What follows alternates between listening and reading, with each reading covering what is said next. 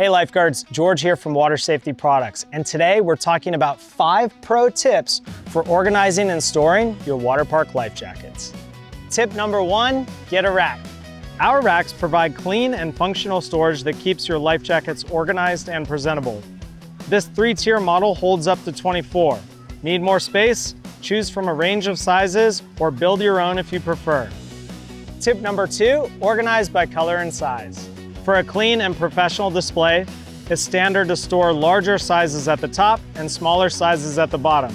Maintain consistent color and size for easy organization. For example, our easy order system uses blue for medium, green for small, and yellow for extra small. Need more sizes? Consider having separate racks for adult sizes. Tip number 3, hang the life jackets properly. Hanging life jackets by both shoulders on a rack helps extend their lifespan. Avoid hanging by clips or straps, as this can cause unnecessary wear and tear. Tip number 4, display signage for your life jackets. Helping guests ensure a proper fit with clear signage outlining life jacket policies and fitting instructions. Shown here is an example we offer, but you're welcome to design your own and match your facility's theme. Tip number 5, rinse with fresh water.